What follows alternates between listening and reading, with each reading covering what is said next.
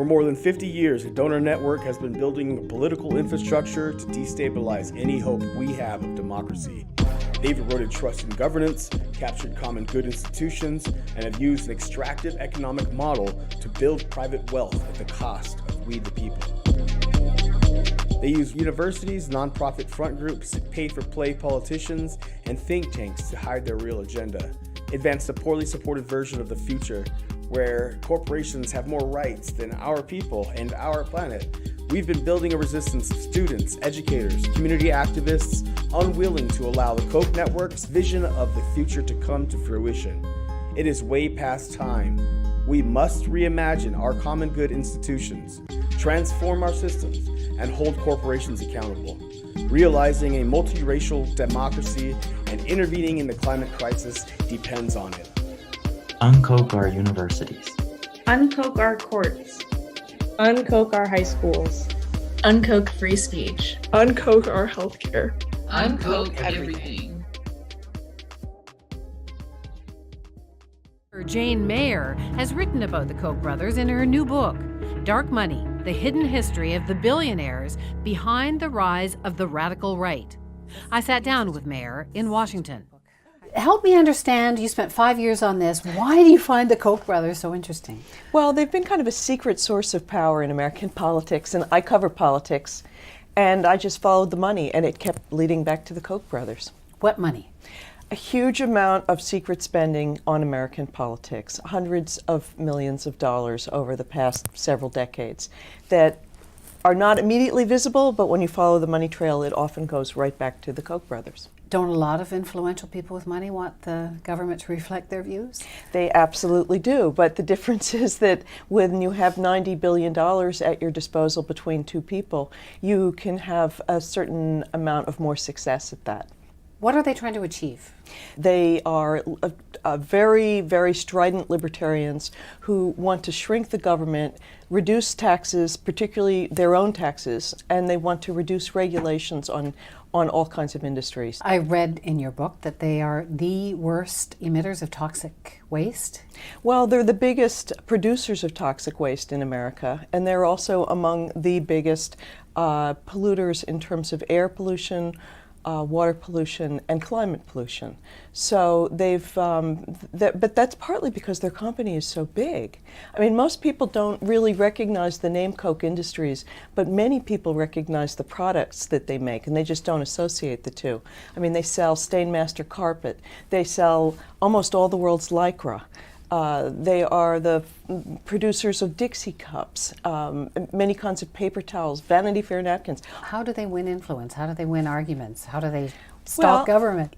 What you have to understand is originally the Kochs, David Koch ran for office in America in 1980 and got absolutely nowhere because his views and Charles' views were regarded as so far out on the right fringe, they were just really not popular. So they couldn't win what they wanted democratically. So what they did was they funded a kind of an assembly line to change American thinking. What you find is that there are all these streams of money going into many different organizations that look independent, but really are funded by the same source, the Koch brothers and this network of others they've gathered around them, who are 400 or 500 other big donors to conservative politics in America. And what do they fund, and how do they wield influence? These organizations they fund put out position papers. They are think tanks. They are academic programs. They have professors who espouse their point of view. They have pressure groups like Americans for Prosperity, which is has chapters in almost every state. Welcome once again to the Radical Imagination. I'm your host, Jim Vrettos, and I'm a sociologist who's taught at John Jay College of Criminal Justice and Yeshiva University here in New York City. In his enormously influential 1969 book, American Power and the New Mandarins, Noam Chomsky is highly critical of the role American intellectuals and academics have played in designing and implementing public policy. Policies that often falsifies and distorts historical events, restricting and subverting the possibility of true progressive change. In the face of an ever-rising military-industrial power, they genuflect and bow as functionaries and technocrats to that power. They enable the domestic and international disorder, brutality, and violence to become more functional and normalized. They are the new mandarins, pedantic and bureaucratic lackeys moving up the careers ladder. Their intellectual tools used to enable vested and privileged interests to take and keep control and set the agenda. Joining us today on The Radical Imagination is one of those investigative journalists and researchers that Chomsky had in mind to be an alternative to the propaganda model of manufacturing consent that the mass communication media of the United States practices. He follows in the tradition of Izzy Stone, Seymour Hersh, Rachel Carson, Daniel Ellsberg, Edward Snowden, Bernstein and Woodward, Jane Mayer, and others. Ralph Wilson is a co-founder of UnKoch My Campus and an activist who campaigns against the funding of so-called free market intellectuals in higher education, with a focus on exposing contributions from free market philanthropist Charles Koch and his late brother, David. With a fortune estimated at over $100 billion, making them the second wealthiest family in America, the Kochs are widely considered to be the leading climate deniers in the country. They've used their fortune to defend their fossil fuel empire and essentially have created a shadowy political party of several hundred career and other rich donors to further their agenda, particularly to lobby against government efforts to mandate and mitigate climate and health care change. Ralph has helped pioneer a resistance movement of students and faculty against this corrupt donor influence that undermines academic integrity and our entire democracy. He's applied his background in the mathematical and physics of complex systems to larger questions of corporate power and resistance. He's the co-author of the critically acclaimed Free Speech and Koch Money, and is the founder and director of the Corporate Genome Project. So, Ralph, thank you so much for being here. It's been a while since we talked, and again, I congratulate you on your book and the new project that you're involved in. We want to talk about that at some point. But tell us how you've been. We haven't talked, I guess, for about a year or so. So bring us up to date on your efforts and the new efforts by the Koch brothers to sort of reposition themselves or restructure their philanthropic efforts. They now call themselves Stand Together, and it's not about the Koch brothers, it's a Koch network. So bring us up to speed here on what's going on. Well, thanks for having me, Jim. I appreciate it. And it's good to be back with you. I'm sure there's a lot going on. I can maybe start just, with myself. I guess most recently, the Corporate Genome Project is kind of a long-term effort.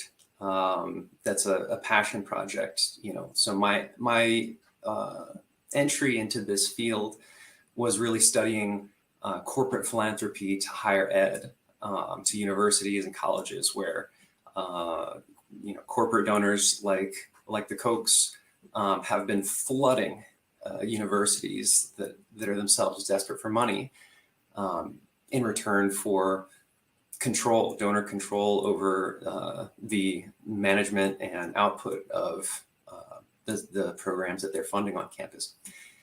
And so you saw this firsthand, right? As a student at Florida State. So yes, yeah, my first exposure to this was sort of in my own backyard. I was a graduate student in the Department of Mathematics at Florida State University, and while I was there, some intrepid faculty were able to expose a contract between the Charles Koch Foundation and Florida State University's Department of Economics that essentially exchanged for just a few $1 million a tremendous amount of control over hiring, firing, curriculum, graduate fellowships in the economics department, even the selection of who the chair was going to be during the duration of the grant. And so that was an incredible revelation to me at the moment. At that time, I'd heard of the Kochs in conjunction to their funding of politicians and climate change denial, and then for them to pop up in on my own campus at the time with something that was wholly unseen before was it was intriguing enough for me to ultimately drop out of school and follow this thread. And we've been able to expose, in the last decade, we've been able to expose that kind of influence at several other schools, including their biggest school, George Mason University in Virginia. And so, yeah, it became very personal very quickly, but it also is just, it's fascinating, but a small part of the donor's larger strategy, which really they use a strategy that they call the structure of social change. And it's a very coherent strategy that they can share with their donor friends in an ever-growing network of corporate donors that they sort of wrangle. And so universities are just the first part. The idea is to manufacture political change with all the might of their corporate funding. But, in the past, the Kochs are second generation, millionaires, and their father tried a lot of influencing politics with money. They learned that you can't trust just a grant to a scholar to get your political change made, because that's too abstract. And nor can you just trust a think tank or a politician with your money, because they can't always get the job done. What you actually need, they've determined, is a highly integrated network of organizations where you can fund a scholar to produce initial abstract ideas, what they call the intellectual raw material. And then that's refined by a think tank that the donor then also funds to convert that abstraction into something more concrete and policy oriented. And then you also, as a donor, fund groups like AstroTurf groups to provide what appears to be public support for these policy proposals. And then, of course, you fund your legislators, decision makers, and so on. So from initially seeing the university side of this, for the past decade, the Corporate Genome Project is kind of an outgrowth of analyzing that strategy of influence by zooming out. And the idea is essentially to create a complete picture of that political machine in a searchable database and web application. So that's currently what I'm working on as kind of a generalization of my interest in the higher education problem of donor influence.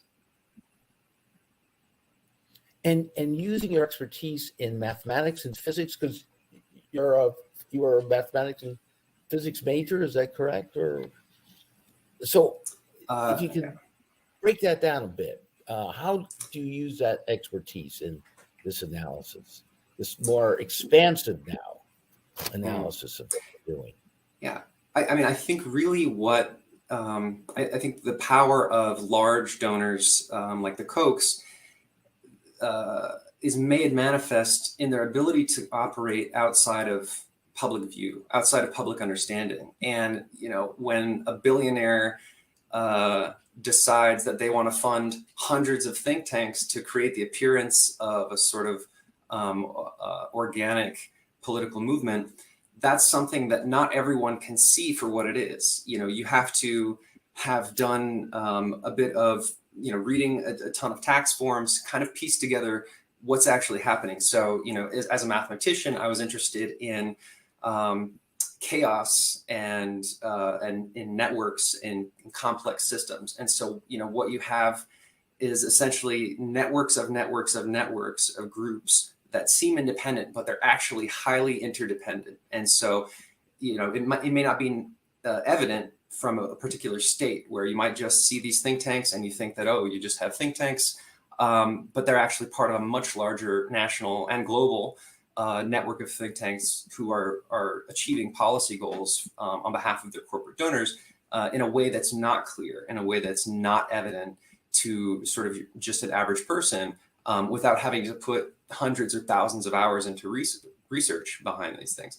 And so really the idea is to demystify what looks like chaos, to essentially arrange this data in a way that shows the orderliness, that shows the coherency, but to also do that work for people who don't have obviously time to do this kind of thing and to really understand what's going on. And so in the US and in other countries, it's critical to basically make these connections that are not clear on their face. All right. So you've taken this very powerful theory in physics, chaos theory, right? You take that theoretical foundation and applied it, or attempted to apply it empirically, mathematically, to help us understand the real order and patterns that are underlying what we think of as just randomness and as you put it, chaos, correct? Yeah, I think the really, collecting this data will be prerequisite to doing some harder math on these systems. But I think just the approach that, I'm sort of used to in the background of chaos theory is taking something that looks highly disordered and finding the way to actually show its structure. And so just kind of the ethos of reducing, what appears to be disorder for people, what appears to be entropy, and essentially trying to make it more understandable.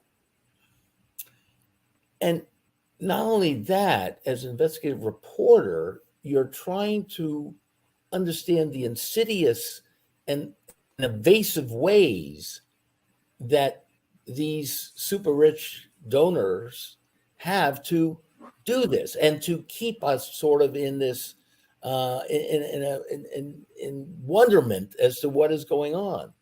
And then you have, as I put it in the opening, academic and administrators and so-called intellectuals who fall into, well, let's be gentle to them at this point. They fall into this trap in a sense, and think that they're functioning in an environment which fosters free speech. Correct, and that becomes the excuse. Well, we need to have this sort of the sort of input to make the university a true community of scholars. Right. Yeah. But that's not the case, of course. Right.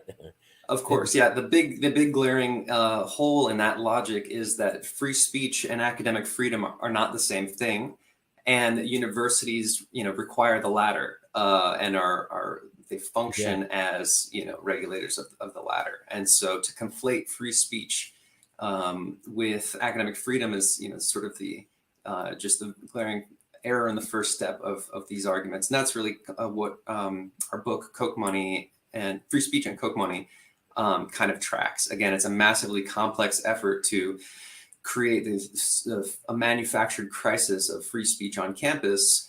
And really, when you follow the money and you look at the organizations, it's a wholly manufactured top-down effort to entrench pro-corporate and right-wing donor influence on campuses. And so it's just sort of a new front in the same war. Yeah. And administrators and college presidents fall into, they should know better, but they do it again and rationalize about it because they need the funding, which ironically they would have more of if they didn't have the Koch and right-wing perspective operating, which has taken so much of our tax money that we could use for university education, correct? Absolutely. Yet another manufactured financial crisis, a financial crisis in this case, that allows donors to entrench their influence even further. They really see higher education as the key to surviving in the political future. They need to capture a generation of young people to convince them that the enemy is government and not private influence? Okay, as an academic, I mean, I've seen this operate, and to a certain extent where I've taught. And I must say, the Koch brothers are much more honest brokers than the administrators, who are putting this face of objectivity and free speech on this. They know better.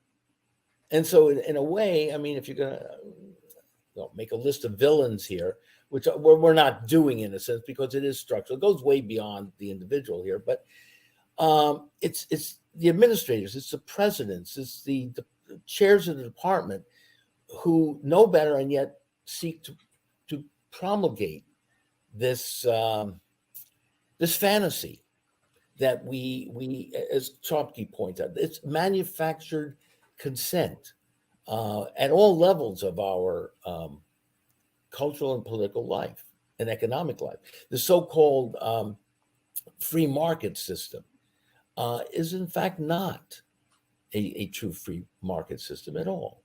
It is fundamentally leveraged and controlled by multi-billionaires who are calling the shots. I don't want to simplify this too much, but they certainly have a disproportionate amount of the wealth and therefore the say, whether it's in the media, whether it's in the university, whether it's in foreign policy, et cetera, et cetera. That was, I guess, sort of a question to you too. Do you Yeah. see I that? mean, I do. I'm, having worked with faculty and students around the country to look into Koch network and other donor influence on their campuses. It's sort of these patterns come back time and time again of administrators being stuck between faculty and students who are trying to preserve academic freedom on campus, protected from donor influence, and in a lot of states, highly politicized boards of trustees and boards of governors who are in many places political appointees. And so another place where the influence of political donors essentially creates a very aggressive check on these administrators. And so I don't envy the sort of the position that administrators find themselves in, as fundraisers, but also as a sort of managerial class that is, increasingly encroaching on the academic freedom of their own faculty and students. It's a very unenviable position, but I think that is that's where so much of the action happens. That's where the leverage happens. Just given the amount of influence that local politicians or local right-wing politicians may have at certain universities, especially state universities, either in cutting their budgets or in trying to fundraise for them. There's a lot of connections that these universities have to corporate donors just consistently. And so it becomes a blurry line for them if, especially if there's not common knowledge of the constraints that these donors are putting on their money. And so that's why, our sort of investigative program has been document these donations. What is being granted in return? Read the contracts, analyze the contracts between the donor and the university. And this is essentially, data from inside a large black box that we don't, the Koch network is extremely secretive. And there's only certain data that's made public, political donations, disclosures in their tax forms. But to see what's going on behind the scenes, essentially, is to have, we're doing public records requests for the last 10 years to essentially get data out of this black box and then try to reconstruct what's actually going on behind this curtain. And in so many places, we see real pressure coming in, if not from higher administrators down onto the department chairs, or from chairs onto their faculty, that they have to accept this money, they have to accept these terms. And then the sort of money grows from there, the influence grows from there. And so there's a lot of complicity, and even critical administrators a lot of times end up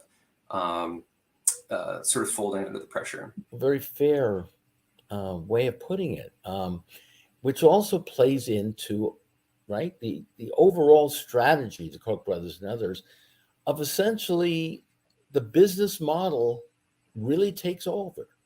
And that specifically comes in the form of cutting taxes, of course, deregulation, and also with a certain mention or nod toward libertarianism, right? Isn't there, when the Koch brothers involved in libertarian ideology, at least to a point, and then when they found it may not have been to their benefit as much, they sort of changed their tune. But there is this ring of freedom, and this is, what makes America great and all that stuff, and we need to unleash the energy, and the government is the problem, and we need to get them off our backs, and da da da da da da. So it fits into their model. But behind that really is what they're saying is we want all these programs for the last 80 years off the books. That's it.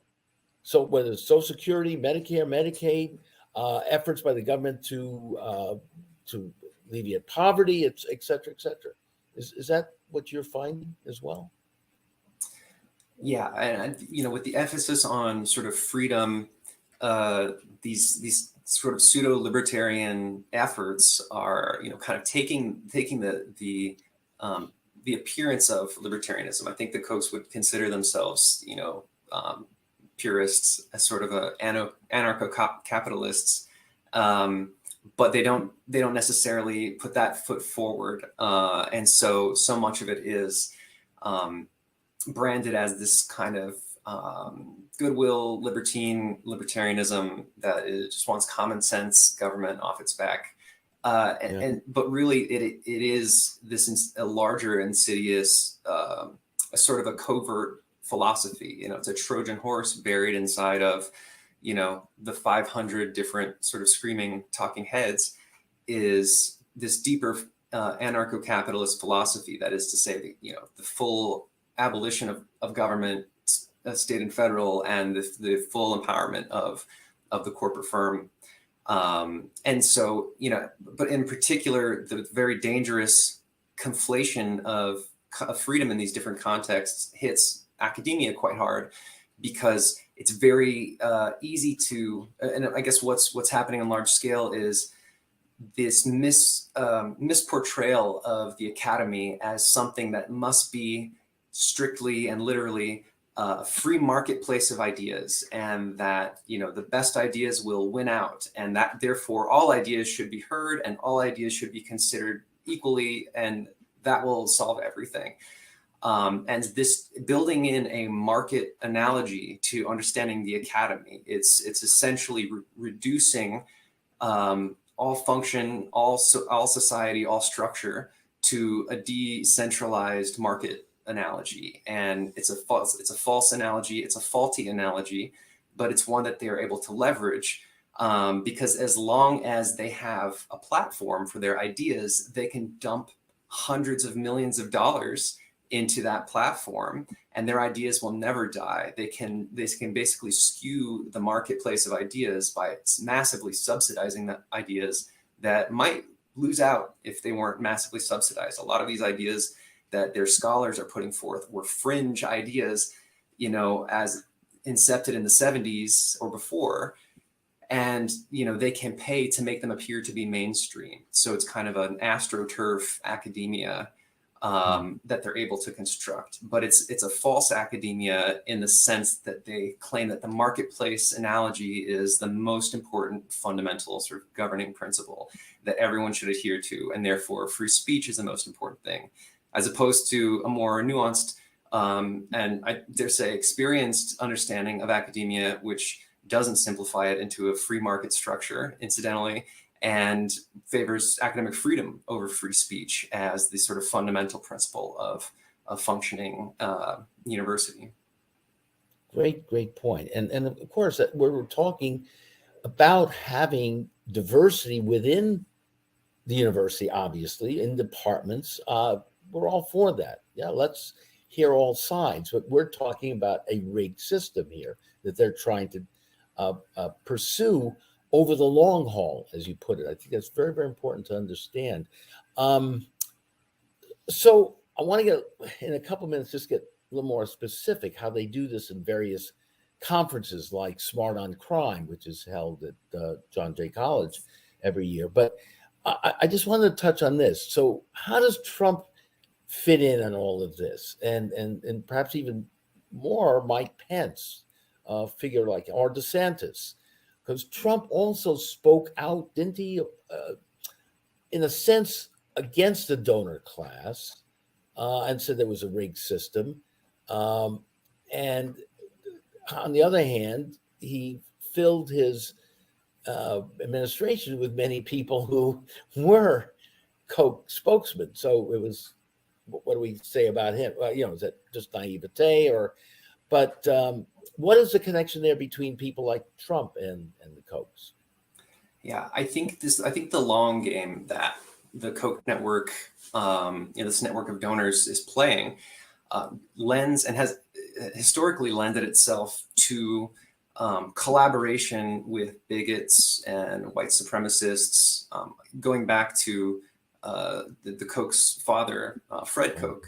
He was highly involved in this pro-corporate activism, but he was also a founding member of the John Birch Society, who actively fought against the civil rights movement in the 1960s, fought alongside the White Citizens Council, a notorious violent white supremacy group at the time. Fast forward any number of decades, and this pro-corporate money, the scholars that they support just largely overlap with these more racist libertarian threads, and they have essentially found colleagues among each other. The sort of libertarian right and the harder right are both a little bit fringe, or have been fringe classically, and so they've sought solace. What's called paleo-libertarianism in the 90s was an overt strategy of pro-corporate libertarians to build relationships and collaborations with the far hard right sort of bigots of the time, and play into their commonalities, because essentially, they're highly antisocial outlooks that overlap in a lot of policy areas. And so that collaboration, while it hasn't played out, super publicly over the decades, can be seen. There's still a robust overlap of, people who want to support the Koch network's cause, and people who want to support a bigoted, Christian nationalism, for example. There are many, many people in the overlap of that, given the commonalities.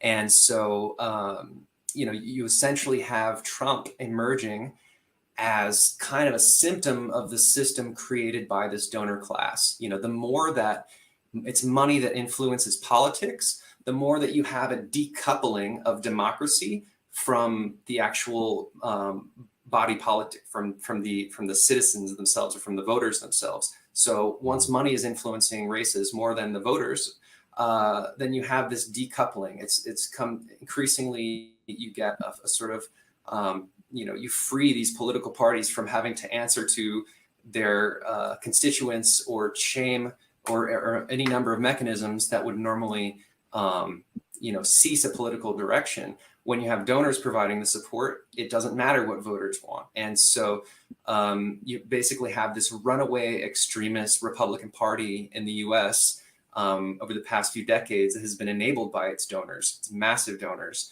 And that system is what allows someone, a demagogue like Trump, to emerge and to basically direct, the flow of funding, just because it's something that the donors and the emerging extremist political party feel like they can pull off, without necessarily, having consequences. And so, Trump's a symptom of this kind of runaway, uncoupled democracy that's sort of that's pushed and enabled by the donor class, but not under their control necessarily. Because when you enable fascists, when you try to ride the tiger, as it were, you end up in its belly. And so these are highly unscrupulous, sort of amoral actors that are standing up in this Trump world. And, just because the Kochs may have wanted something in the overlap and they funded, the scholars and organizations, doesn't mean they can control what else these organizations do. And so, yeah, I mean, the Trump essentially kind of balked at Koch support and the donor class, initially, but he can play both sides of anything. He's a pathological liar. But also the Kochs didn't shy away. They ran ads against Hillary Clinton in 2016. And even though they, tried to stay clean, they obviously understood the massive gains they could have politically by his coming to power. Right. And they plan conferences, correct? I mean, let's talk specifically about one that I'm familiar with that I listen to every year, the Smart on Crime conference at John Jay. Tell us a little. I know you've done some work at what has gone on at John Jay. Koch money flows there. It's now out in the open with the present president admitting that. The past one sort of snuck it in. We didn't know very much about it, but now we do. So they hold a conference every year, Smart on Crime, and they have a variety of speakers from all kinds of ideological bents. How do you explain that? What do you make of that? What do you think is going on with this conference? Smart on Crime. In addition to their actual profit motive in reforming some of these,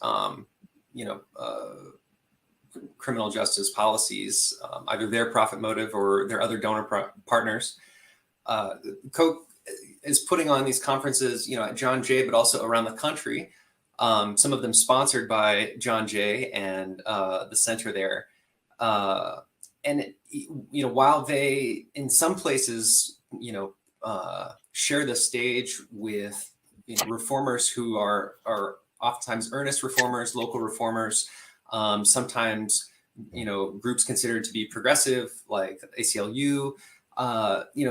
These conferences are essentially an opportunity to legitimize the Koch network's criminal justice efforts and to make them seem mainstream when their interests and objectives actually diverge greatly from the groups that they are sharing the stage with. And so, but what's important basically is that the whole idea is to fund these events and to make sure their people get time on the stage. Their people look like they're part of the public debate. Their people have a chance to guide public debate to some extent, but also just to seem like they're genuine reformers. Yeah, absolutely. Their efforts to legitimize them. And yes, it's probably the best strategy money can buy in terms of whitewashing their influence historically, and specifically their involvement in the tough on crime and crime bill of the 90s.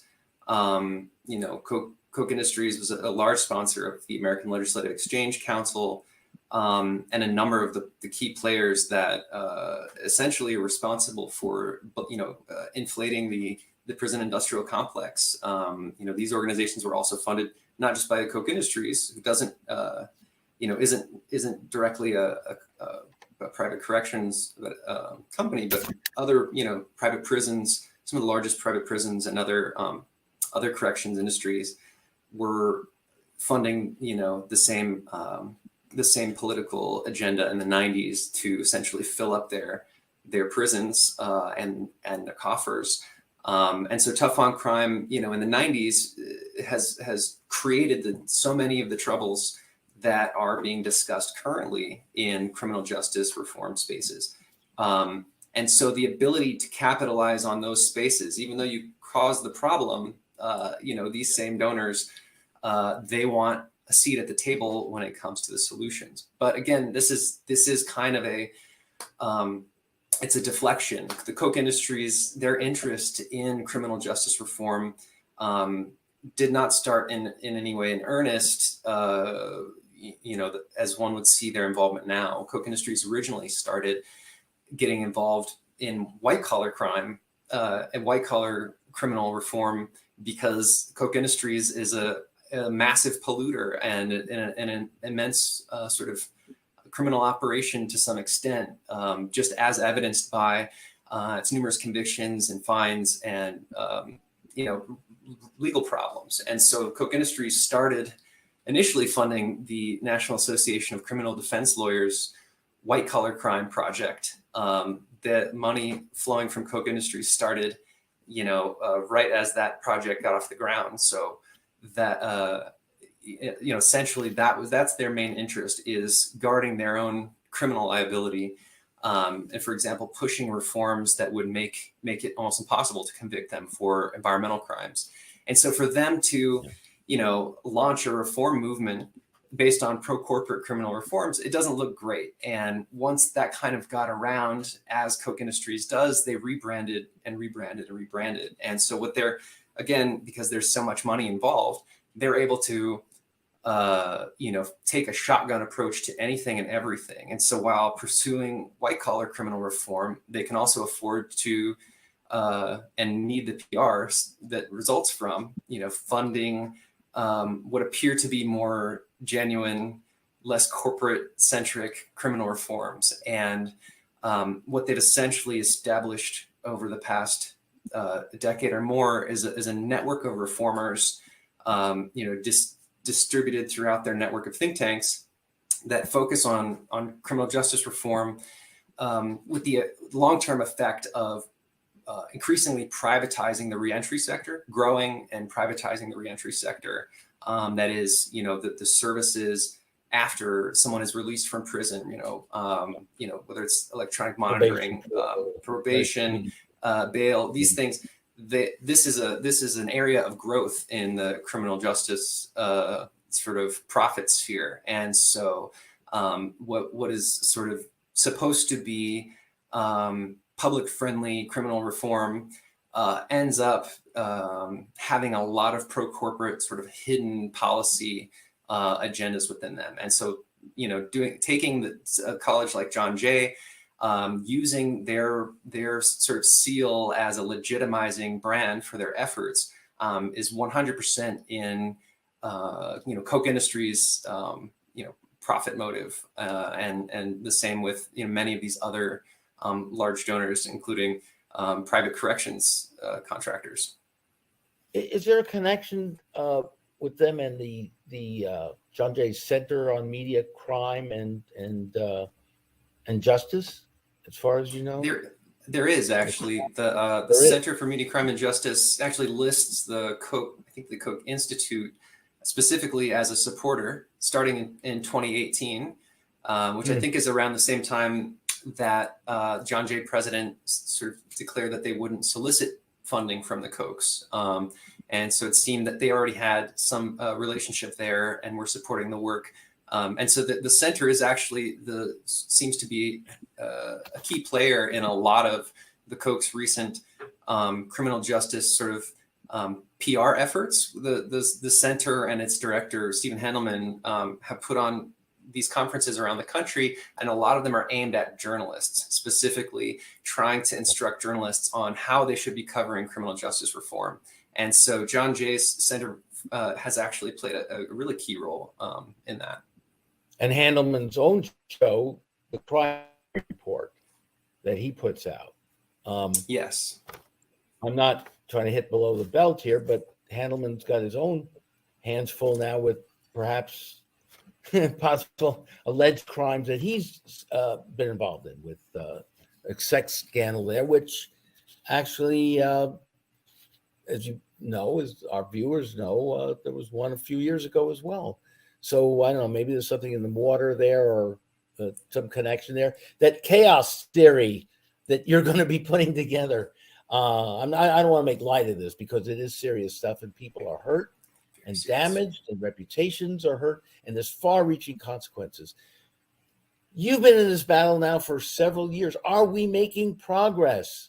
Do you see shifts out there? Are more and more people seeing this crap?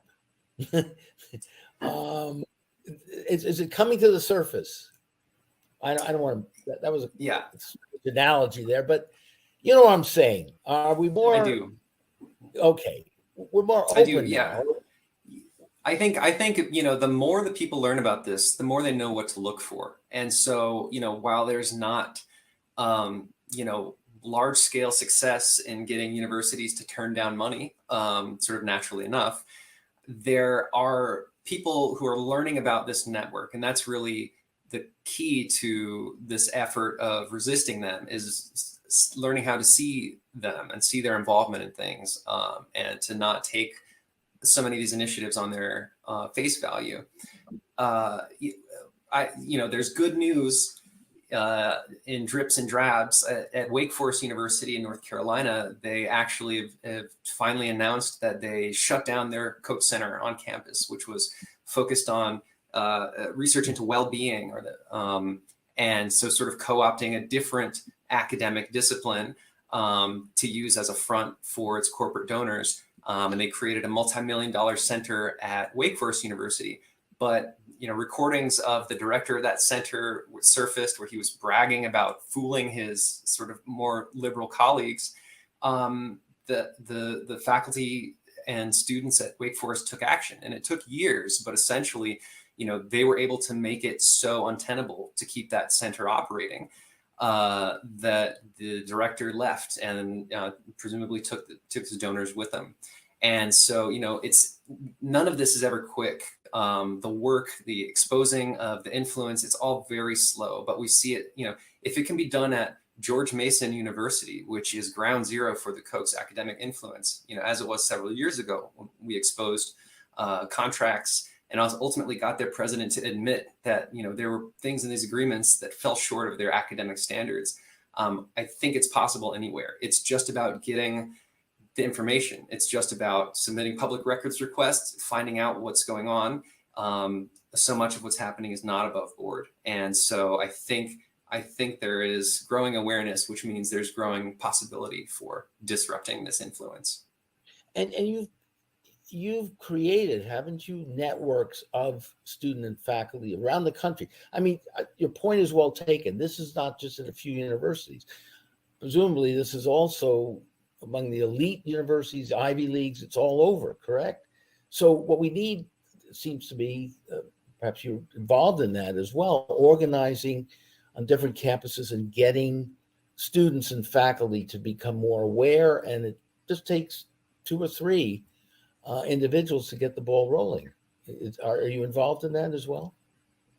Yeah, I'm always going to be involved with these university fights, as long as I can be helpful. Recently, students and faculty at Brown University were, essentially very successful in not stopping the creation of a Koch Center there, but putting really strict restrictions and kind of changing what the donors were hoping to create there. And any time that there's something happening that seems like a red flag, it probably is of concern. And so whenever that happens, I'm always happy to provide, research assistance, any kind of insight that I've gained over, the past decade of working on various campaigns on campuses. And so, basically, if there's any kind of situation that people are concerned about or want to know more about or need help with, myself and the Corporate Genome Project is essentially happy to look into things and help people try to sort out what looks like chaos, but is actually a very well-ordered political strategy. Yes, it is. And the connections that you could make with the anti-war movement, with Black Lives Matter, with climate change movement, Extinction Rebellion. I mean, it goes on and on. So, gosh, we only have just a few seconds left. Ralph, tell us how people can reach you and know more about what you're doing with the Genome Project. You can look up corporategenomeproject.org and reach out to me, Ralph at corporategenomeproject.org. I'm happy to help wherever help is needed. Well, I respect you so much for what you're doing. You're really just what Noam Chomsky says we need, what so many of us have been hoping for. I just admire your work so much and your courage. You're very modest about this because I know there's a lot of pressure on you, and I can imagine all kinds of things, whatever, threats and otherwise, because you're going up against some powerful forces. But stay strong and be well and carry on in our program. And I'm always want to be as much help as I possibly can too. So take care of yourself, stay strong. God bless you. And look forward to talking with you again very, very soon. Thank you, Ralph. Likewise. So thank you very, very much again, all of you, for watching us here again on The Radical Imagination. This is Jim Vrettos. Look forward to seeing you again next week on The Radical Imagination.